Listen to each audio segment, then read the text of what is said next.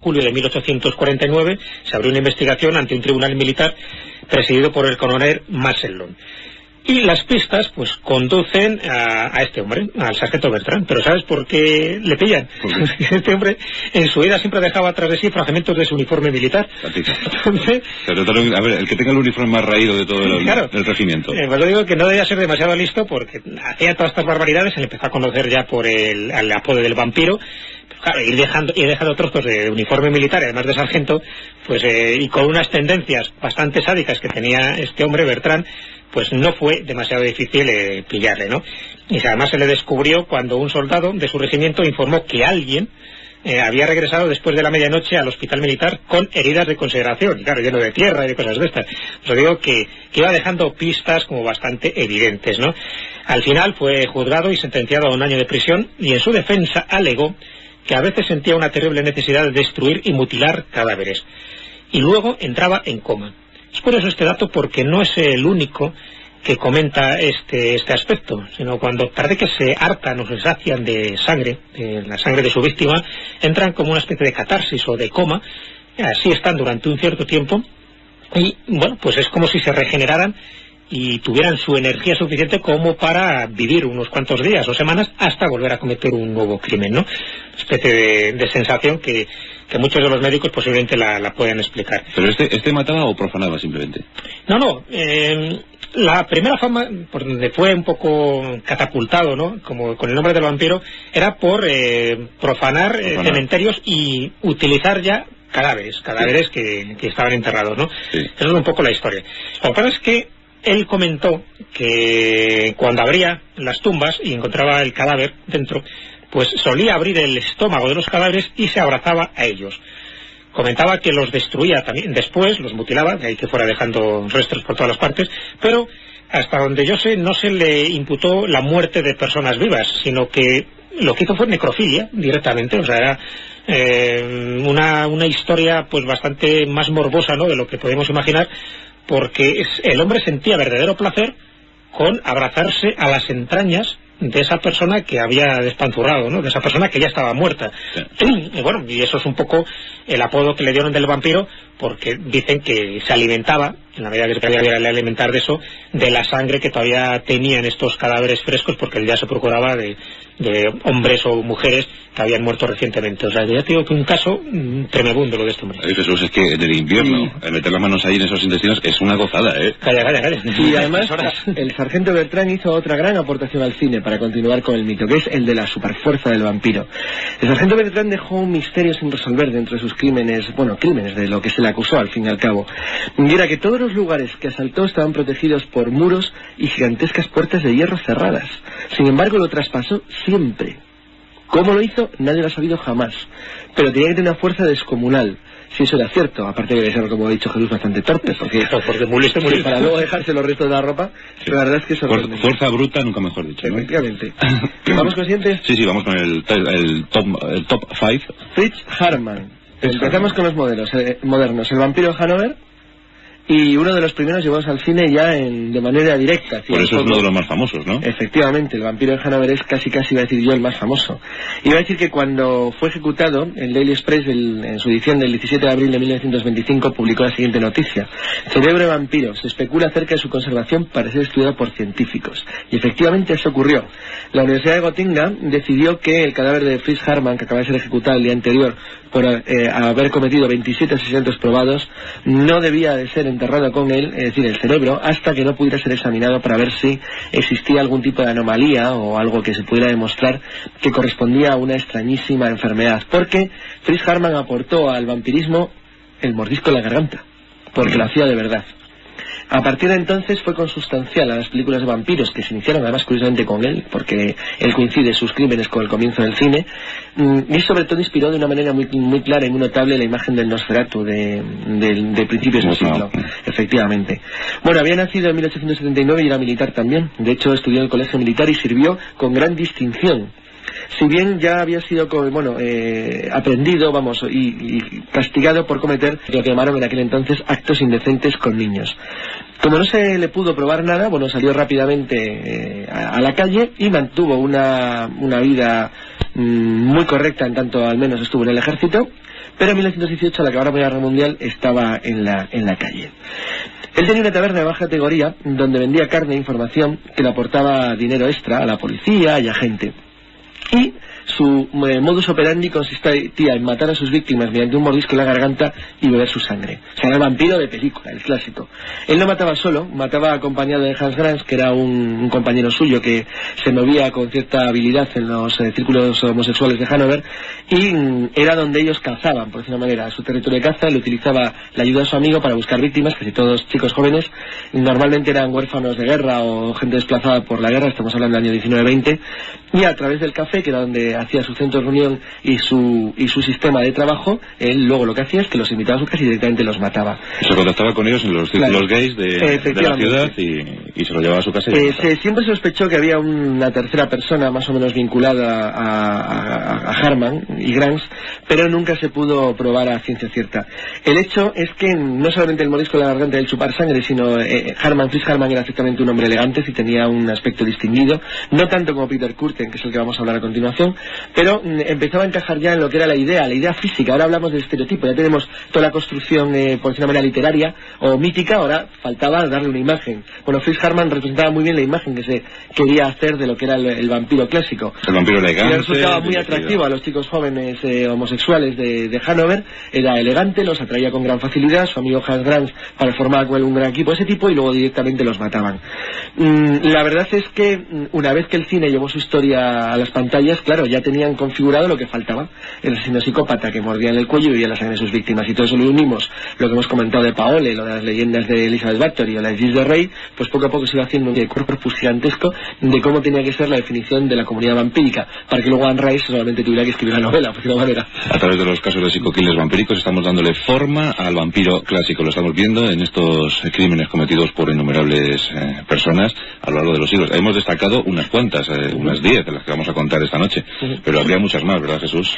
Hay muchas más, por supuesto. Lo que pasa es que muchas están revestidas de cierto halo de leyenda, que es muy difícil indagar, ¿no? Un poco pues lo que hay de verdad o lo que hay de mentira.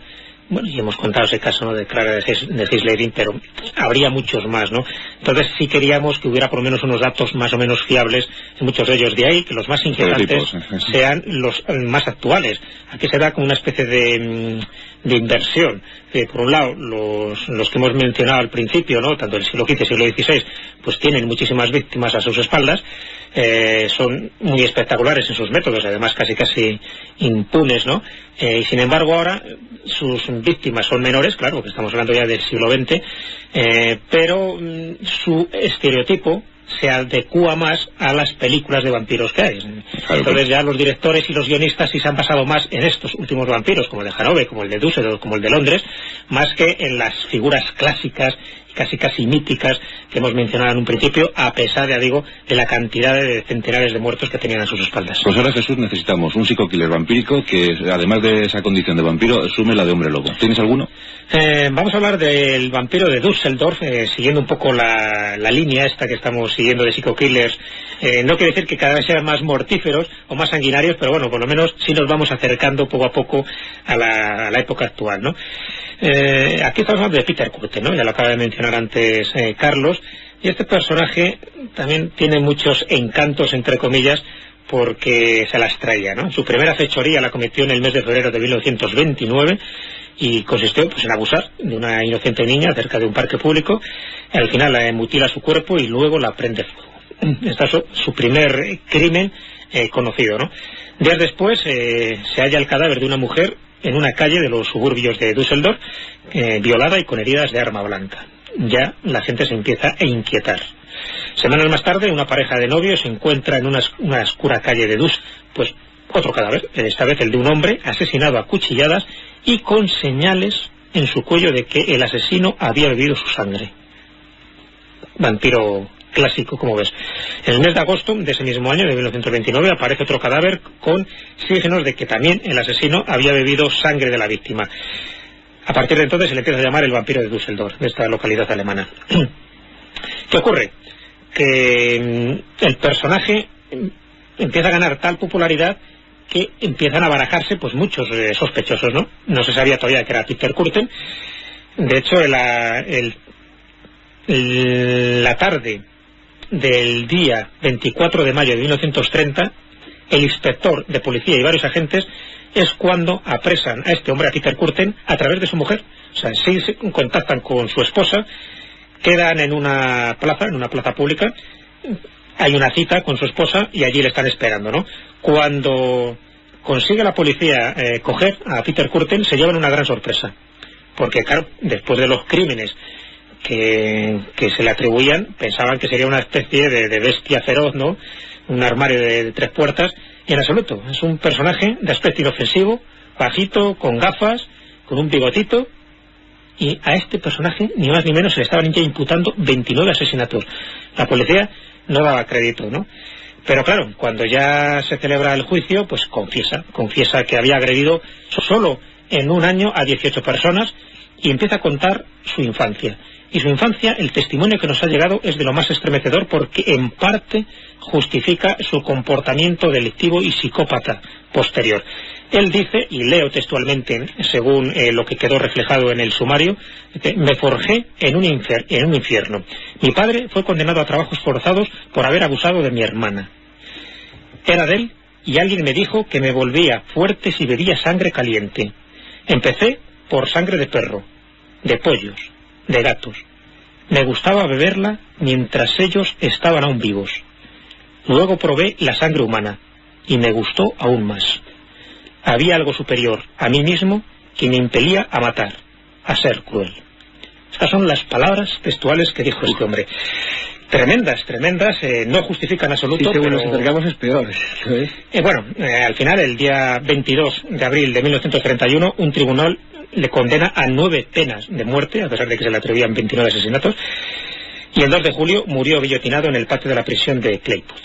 Aquí acaba la tragicomedia, ¿no?, de este hombre, Peter Kürten, el vampiro. Yo con mis comentarios cinematográficos diré que Fritz Lang, que fue testigo del juicio, personalmente de Kürten, hizo una película que se llama M en 1932, donde aportó otros 2 detalles de la persona de Kürten que luego han sido cogidos en parte por las películas de vampiros, sobre todo en los años 50 y 60.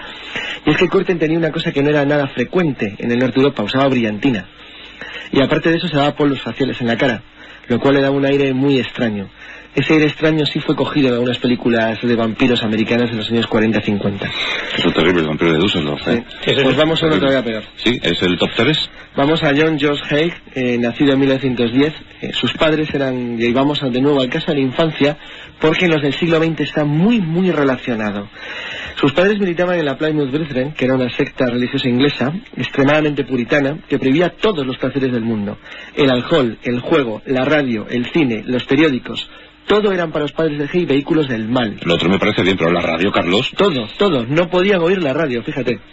Todo era un vehículo del demonio y del mal, así que sabes lo que estamos haciendo aquí todos. Sí. Ser vehículos del mal. Somos vehículos del mal. Sí. Tenía tal peso su obsesión que le prohibieron tener cualquier tipo de relación con amigos o con amigas. Le prohibieron llevar visitas a casa y le prohibieron relacionarse con la gente, porque cualquier persona que no fuera de la secta puritana extrema en la cual ellos militaban podía ser también una incitación a cometer actos guiados por el maligno. Entre eso y extraños sueños que empezaron a cubrir la mente Haig a partir de los 15, 16 años, en los cuales él siempre se veía en una extrañísima situación que lo obligaba a beber sangre en copas, hasta que finalmente no tenía más remedio que hacerlo. Cuando Haig bebía sangre entraba también en una situación de coma, algo muy parecido a lo que hemos comentado en los casos anteriores, y la variante que tenía, que le ha hecho ser especialmente distinto a todos los demás, es que vinculaba extremadamente, es decir, el asesinato sangriento que hacía y la bebida de la sangre le producían orgasmos, es decir, tenía una situación de placer sexual. Esto luego ha sido muy investigado porque la curiosidad de Haig es que sus crímenes se cometen en la posguerra de la Segunda Guerra Mundial, con lo cual coincide ya con el apogeo de la ciencia y la tecnología. Entonces la verdad es que en Inglaterra costó muchísimo que la gente entendiera que había alguien dispuesto a hacer las barbaridades que estaba haciendo ese tipo, y encima en una población o en un lugar avanzado, desarrollado y civilizado como el Reino Unido. Él cuenta que a un amigo suyo, que se llamaba Swan, amigo suyo, repito, de la infancia, le golpeó la cabeza con la pata de una mesa y luego con un cortaplumas lentamente le cortó el cuello. Como en aquel entonces, todavía era muy jovencito, le daba no sé qué, beber la sangre directamente, decidió que lo mejor era chupar la herida, porque no tenía que recogerla en ninguna copa, ningún vaso, y le resultaba muchísimo más cómodo. Con lo cual era un vampiro ya clásico. Es decir, lo que utilizaba era pequeñas armas blancas para pegar un corte rápido en la yugular, y a partir de ahí bebía. Claro. Por decir algo a favor de semejante monstruo, pues bueno, lo único que se le puede decir a favor de él es que nunca cometió hizo todo lo posible para que sus víctimas nunca sufrieran, porque él estaba horrorizado, odiaba el cristianismo, porque decía que había permitido que Jesucristo muriera en la cruz con todo tipo de horrores. De hecho, odiaba a sus padres, lo hemos dicho claramente. Y lo que hacía es que de esa manera por lo menos intentó por todos los medios que sus víctimas no sufrieran mucho, algo es algo. ¿Y cuántos mató sin que sufrieran? Nunca se ha sabido con seguridad, pero se habla con seguridad, vamos a decir, se le probaron 9, pero se ha hablado siempre de que probablemente llegó a una 20. Además, Carlos, este vampiro era un poco guarrindongo, porque no solo bebía sangre, sino que bebía su propia orina. Además, sí. Bueno, pues aquí tenemos al amigo influido por la secta. Luego os pedí un comentario sobre lo que ha ocurrido, los hechos trágicos de Uganda. Pero ahora completemos nuestro ranking de psicoquiles vampíricos, que es verdad, a medida que nos vamos aproximando a nuestra época, nos vamos horrorizando más. Es Son más escalofriantes, es verdad. A lo mejor porque tenemos el testimonio directo de ellos. Puede ser, están mucho más cercanos, tenemos más datos y mucho más fiables, ¿no? Sí. Y el último es uno de los que hemos elegido, de los muchos que podemos haber elegido, es el de Ed Gein, ¿no? Este hombre fue detenido en 1957 y para abreviar solo voy a narrar lo que un periódico de la época dijo sobre lo que encontraron los policías al registrar su casa. Sí, yo creo que es suficiente, eso es lo que se basta. Cuenta este periódico: los agentes de policía que registraron la propia granja de Ed encontraron infinidad de objetos que tenían como materia prima los cadáveres. Había brazaletes y pantallas de lámpara hechos con piel humana, cabezas disecadas, un cuenco para sopa hecho con la tapa de un cráneo, sillas, copas y cuchillos hechos con piel, carne y huesos humanos. También el registro de la granja reveló otros horrores como las calaveras al pie de la cama, máscaras de piel humana, una caja de zapatos llena de vaginas disecadas, un cinturón de pezones y un delantal hecho con el torso desgarrado de una mujer, entre otras sutilezas. Eso es lo que contaba este periódico como una pequeña muestra de todos los horrores que cometió Ed Gein. ¿Esto dónde fue y en qué año? En Estados Unidos en el año 57. En el 57 es cuando fue detenido. O sea que, si esto no es cine gore... Esto es cine gore. Esto claro. Ni La Matanza de Texas, que tiene una cierta inspiración en las máscaras, por ejemplo, de Ed Gein, llegó a esto. Pero, ¿y a cuánto se cargó? No se sabe. Se sabe que por lo menos fueron una decena de muertes, pero nunca se llegó a determinar el número exacto, ¿no? Pero suficientes, sobre todo, claro, viendo todos los retazos de pieles y de huesos que había en su casa, se supo que por lo menos más de una decena de víctimas cayeron en sus manos. El artesano del horror, ¿eh? Tremendo. Auténtico, claro. Porque tenía una verdadera industria montada en torno a la utilización de los cadáveres de sus víctimas. Es algo, vamos, que hubiera horrorizado, yo creo, al guerrero más salvaje de la Edad Media. Increíble. O sea, un cuenco para sopa hecho con la base de un cráneo. Sí. Este hombre se deleitaba precisamente con todo este tipo de casquería, ¿no? Y un cinturón hecho con pezones. Una cosa increíble, de las vaginas disecadas. ¿A quién se le ocurre, verdad? Pues solo a una mente perturbada, ¿no? Como este. Criaturas. Bueno, y después de haber escuchado tal lista de psicoquiles vampíricos y cómo actúan, ¿qué pensáis? Que vosotros como expertos en la materia, ¿qué conclusión sacáis? Yo no soy, obviamente, y Jesús creo que tampoco un experto en psicopatías, no somos médicos ni entendemos de esto. A mí lo que me parece es que la mente humana trastornada es tremenda. Pero tremenda. Yo estaba pensando, no sé, además cuando escribí, cuando tomé las notas de Gein, que me pareció una cosa ya verdaderamente delirante, porque es que los hay mucho peores, más modernos, o sea, esto ha ido además con mucha diferencia, pero es que ya me pareció, como comentamos Jesús y yo el otro día, es que no tenía ni ganas ya de mirar más, pero estuve pensando curiosamente qué ocurre cuando, sin ser psicópatas declarados, sin ser asesinos de este tipo, ciertos procedimientos políticos llegan a cosas parecidas. No hace falta ir al Holocausto, que es el más clásico de todos. Estaba pensando, por ejemplo, en Camboya, las colecciones de cráneos extraídas de Pol Pot, de una nación que su propio gobierno mató a 3 millones de personas de su propia nación. Sí. Bueno, pues ante semejante demencialidad, pues bueno, claro, esto queda en mantillas.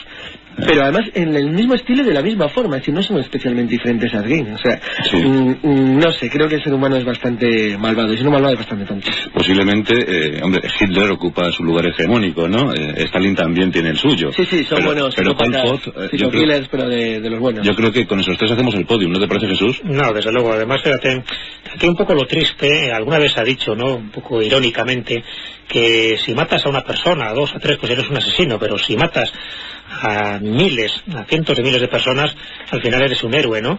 Y por desgracia en algunos casos se da, ¿no? A pesar de que sean auténticos genocidas, hasta que la historia no les pasa la factura, porque muchas veces no es la justicia la que les pone en su sitio, pues son personas que, bueno, no dejan de ser héroes nacionales en sus respectivos países, a pesar de la cantidad de barbaridades y de crímenes que cometieron, ¿no? Sin embargo, los que cometen, pues eso, 2 o 3 asesinatos, esos sí pasan pues al elenco de criminales. Por lo tanto, es una cuestión de números. Esto es lo que nos hace un poco pensar, ¿no?, y meditar en estas cuestiones. Por cierto, el ciudadano el espécimen que ha ordenado la autoinmolación de la secta en Uganda, el homicidio masivo, ¿cómo sería?